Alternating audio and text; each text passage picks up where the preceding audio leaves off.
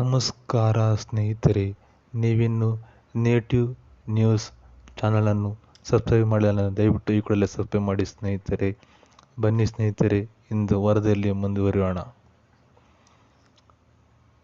Readymade ಬಟ್ಟೆಗಳಿಗೆ garments care of address ಆಗಿದ್ದ ಬಾಂಗ್ಲಾದೇಶ ಈಗ ಇಂಡಸ್ಟ್ರಿಯನ್ನು ಉಳಿಸಿಕೊಳ್ಳಲು ನಾನಾ ಕಷ್ಟಪಡುತ್ತಾ ಇದೆ.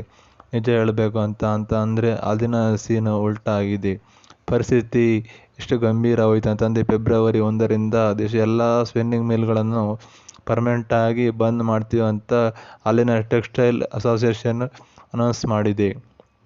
ಇದೇನು ಸರ್ಕಾರದ ಮೇಲಿನ ಬ್ಲ್ಯಾಕ್ಮೇಲ್ ತಂತ್ರಗಳಲ್ಲ, ನಿಜವಾಗಿಯೂ ಅವರ ಪರಿಸ್ಥಿತಿ ದಾರುಣವಾಗಿದೆ.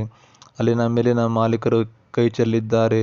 ಇದು ಖಂಡಿತವಾಗಿ ಅಸಹಾಯಕತೆ ಮತ್ತು ಅವರ ಪರಿಸ್ಥಿತಿಯನ್ನು ಬಾಂಗ್ಲಾದೇಶದ ಟೆಕ್ಸ್ಟೈಲ್ ಇಂಡಸ್ಟ್ರಿಗೆ, ಸ್ಪಿನ್ನಿಂಗ್ ಮಿಲ್ಗಳೇ ಅವರ ಆರ್ಥಿಕತೆಗೆ ಅತಿಯಾದ ಬಂಡವಾಳ ಬರುವ ಇದಾಗಿದೆ.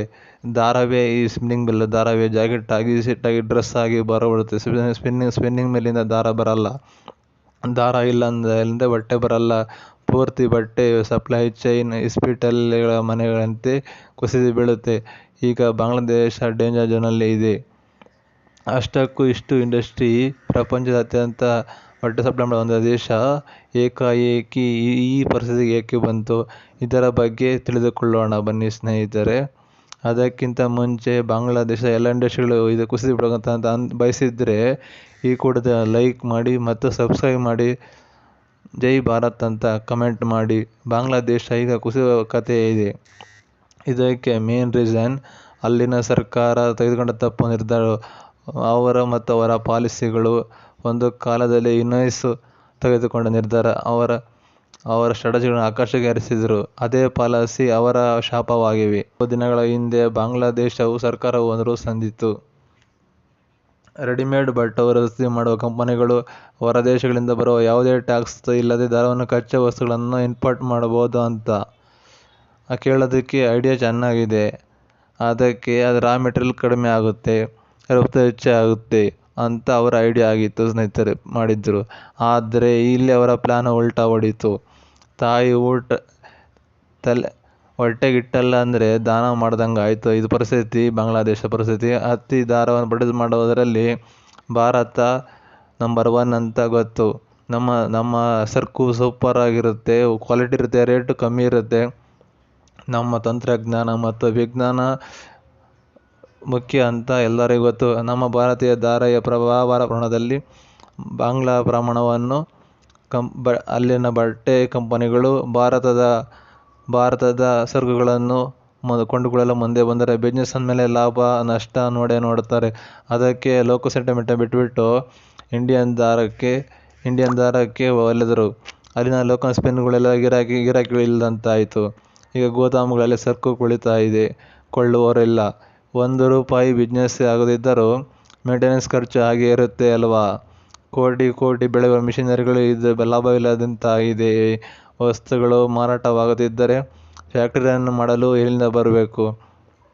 ಬ್ಯಾಂಕ್ ಸಾಲ ಕಟ್ಟಲಾಗದೆ, ಕೆಲಸಗಾರರು ಸಂಬಳ ಕೊಡಲಾಗದೆ, ಕರೆಂಟ್ ಬಿಲ್ ಕಟ್ಟಲಾಗದೆ ಅಲ್ಲಿನ ಓನರ್ಗಳು ನೂರಾರು ಕಷ್ಟಪಡ್ತಿದ್ದಾರೆ. ಉಪ್ಪಿನ ಗಾಯದ ಮೇಲೆ ಉಪ್ಪು ಹಾಕ್ದಂಗೆ ಸರ್ಕಾರ ಇನ್ನೊಂದು ನಿರ್ಧಾರ ತಗೊಂಡಂತಂದರೆ ಭಾರತದಿಂದ ರಸ್ತೆ ಮಾರ್ಗದಲ್ಲಿ ಬರುವ ಸರಕುಗಳನ್ನು ಬ್ಯಾನ್ ಮಾಡುತ್ತೆ. ಇದರಿಂದ ಲೋಕಲ್ ಮಿಲ್ಗಳ ಸೇಫ್ ಇನ್ವೆಸ್ಟರಲ್ಲಿ ಇಲ್ಲೆಲ್ಲ ಒಂದು ದೊಡ್ಡ ಲೂಪ್ಹೋಲ್ ಬಿಟ್ಬಿಡುತ್ತೆ. ಲೂಪ್ಹೋಲ್ ಏನಂತಂದರೆ, ಸಮುದ್ರ ಮಾರ್ಗದ ಬರುವ ಹಡಗುಗಳ ಮೇಲೆ, ಬಂದರ ಮೇಲೆ ಬ್ಯಾನ್ ಇರಲಿಲ್ಲ. ಇನ್ನು ಹೇಳಬೇಕಾ, ನಮ್ಮ ಇಂಡಿಯಾ ಎಕ್ಸ್ಪೋರ್ಟರ್ಸ್ ರೂಟ್ ಚೇಂಜ್ ಮಾಡಿಬಿಟ್ಟು ಸಮುದ್ರ ಮಾರ್ಗದಲ್ಲಿ ಸರಕು ಕಳಿಸಿ ಶುರು ಮಾಡಿದ್ರು. ನಮ್ಮವರು ಬಿಸ್ನೆಸ್ಸಲ್ಲಿ ಬುದ್ಧಿವಂತಿಕೆ ತೋರಿಸ್ತಾ ಇರ್ತಾರ. ಇದರಿಂದ ಬಾಂಗ್ಲಾದೇಶ ಮಾರ್ಕೆಟ್ನ ನಮ್ಮ ಹಿಡಿತ ಜಾಸ್ತಿ ಆಯಿತು ಹೊರತು ಕಡಿಮೆ ಆಗಲಿಲ್ಲ. ಈಗ ಸ್ಪಿನ್ನಿಂಗ್ ಮಿಲ್ ಓನರ್ಗಳು ಕೈ ಚೆಲ್ಲಿದ್ದಾರೆ. ಫ್ಯಾಕ್ಟ್ರಿಗಳು ಮಾಲೀಕರು ಸಾಧ್ಯಿರಲ್ಲ ಅಂತ ಗೋಳಾಡ್ತಾ ಇದ್ದಾರೆ. ನಮ್ಮ ಕೈಲಿ ಆಗಲ್ಲ, ಇನ್ಮೇಲೆ ಶಟರ್ ಎಳಿತೀವಿ ಅಂತ ಫಿಕ್ಸ್ ಆಗಿದ್ದಾರೆ. ಅದಕ್ಕೆ ಈಗ ವಾರ್ನಿಂಗ್ ಇಲ್ಲ, ಡೈರೆಕ್ಟಾಗಿ ಮಿಲ್ ಕ್ಲೋಸ್ ಅಂತ ಡೇಟ್ ಅನೌನ್ಸ್ ಮಾಡಿದ್ದಾರೆ. ಈಗ ಅಲ್ಲಿನ ಪರಿಸ್ಥಿತಿ ಮುಂದೆ ಇತ್ತ ಹುಲಿ ಅಂತ ಆಗಿದೆ. ಈ ಲೋಕಲ್ ಮಿಲ್ ಉಳಿಸ್ಕೊಂಡು ಗುಂಪು ಹೇಳಿದ್ರೆ, ನಮ್ಮ ಕಡಿಮೆ ದರಕ್ಕೆ ನಮಗೆ ದಾರ ಬೇಕು, ನಮ್ಮ ಇಂಟರ್ನ್ಯಾಷನಲ್ ಮಾರ್ಕೆಟಲ್ಲಿ ಕಾಂಪಿಟೇಷನ್ ಮಾಡೋಕ್ಕಾಗಲ್ಲ ಅಂತ ಹೇಳ್ತಾ ಇದ್ದಾರೆ. ಬಾಂಗ್ಲಾದೇಶದ ಆರ್ಥಿಕ ವ್ಯವಸ್ಥೆ ಗಾರ್ಮೆಂಟ್ ಇಂಡಸ್ಟ್ರಿ ಆಕ್ಸಿಜನ್ ಇದ್ದಂತೆ. ಹೀಗಾಗಿ ಅಲ್ಲಿನ ಸರ್ಕಾರಕ್ಕೆ ಯಾರ ಪರಿಸ್ಥಿತಿ ಯಾರ ಕಡೆ ನಿಲ್ಲಬೇಕು. ಮಿಲ್ ಕಾಪಾಡಿದ್ರೆ ಇತ್ತ ಎಕ್ಸ್ಪೋರ್ಟರ್ಗೆ ಮಾತು, ಅವ್ರ ಮಾತು ಕೇಳಿದ್ರೆ ಮಿಲ್ ಮುಚ್ಚಿ ಹೋಗುತ್ತೆ. ಲಕ್ಷಾನು ಜನ ರೋಡಿಗೆ ಬರ್ತಾರೆ. ಒಟ್ಟು ಶ್ರೇಷ್ಠ ಸುಧಾರಣೆ ಅಂದುಕೊಂಡಿದ್ದ ಈಗ ಅವರ ಕುತ್ತಿಗೆ ಬಂದಿದೆ. ಪಕ್ಕದ ಮನೆಯವರ ಮನೆ ಸುಡುತ್ತಿದ್ದರೆ ನಾವು ಚುರುಕಾಯಿಸಲು ಆಗಲ್ಲ. ಎಕಾನಮಿ ಪುಟಿದ್ರೆ ಎಫೆಕ್ಟ್ ನಮ್ಮ ಮೇಲೆ ಬೀಳುತ್ತೆ. ಆದರೆ ಬಿಸ್ನೆಸ್ ಪರವಾಗಿ ನೋಡಿದ್ರೆ ಮಾತ್ರ ನಮ್ಮ ಭಾರತೀಯ ಟೆಕ್ಸ್ಟೈಲ್ ಗೋಲ್ಡನ್ ಚಾಯ್ಸ್ ಅಂತ ಹೇಳಲೇಬೇಕು. ಈ ರೀತಿ ಬಾಂಗ್ಲಾ ತನ್ನ ಪಾಲಿಸಿಗಳಿಂದ ಸಂಕಷ್ಟಕ್ಕೆ ಸಿಲುಕುತ್ತಿದ್ದರೆ ಭಾರತ ಮಾತ್ರ ಪಕ್ಕದ ಪ್ಲಾನಿಂಗ್ ಮತ್ತು ಫ್ಯೂಚರ್ ವಿಷನ್ ಇಟ್ಕೊಂಡು ಮುಂದೆ ಸಾಗ್ತಾ ಇದೆ. ಈ ಗಾರ್ಮೆಂಟ್ ಇಂಡಸ್ಟ್ರಿಗೆ ಸಂಬಂಧಪಟ್ಟಂತೆ ಅಲ್ಲಿ ಎಕಾನಮಿ ಪೆಟ್ಟು ತಿಂದರೆ ಎಫೆಕ್ಟ್ ನಮ್ಮೆಲ್ಲೂ ಬೀಳುತ್ತೆ. ಆದರೆ ಬಿಸ್ನೆಸ್ ಪರವಾಗಿ ನೋಡಿದ್ರೆ ಮಾತ್ರ ನಮ್ಮ ಭಾರತೀಯ ಟೆಕ್ಸ್ಟೈಲ್ ಇಂಡಸ್ಟ್ರಿ ಗೋಲ್ಡನ್ ಚಾನ್ಸು. ಈ ರೀತಿ ಬಾಂಗ್ಲಾದೇಶ ಪಾಲಿಸಿಗಳಿಂದ ಸಂಕಷ್ಟಕ್ಕೆ ಸಿಲುಕಿಸಿದರೆ ಭಾರತ ಮಾತ್ರ ಪಕ್ಕ ಪ್ಲಾನಿಂಗ್ ಫ್ಯೂಚರ್ ವಿಷನ್ ಇಟ್ಕೊಂಡು ಮುಂದೆ ಸಾಗ್ತಾ ಇದೆ. ಗಾರ್ಮೆಂಟ್ ಇಂಡಸ್ಟ್ರಿ ಭಾರತ ದೇಶದಲ್ಲಿ ಬಾಂಗ್ಲಾದೇಶದ ಮೇಲೆ ಯಾವುದೇ ಕ್ರಮ ತೆಗೆದುಕೊಳ್ಳಲಿಲ್ಲ. ಅವರು ತಗೊಂಡ ಕ್ರಮಗಳಿಂದ ಅವರ ತಲೆ ಮೇಲೆ ಅವರೇ ಚಪ್ಪಡಿ ಹೇಳ್ಕೊಂಡಿದ್ದಾರೆ.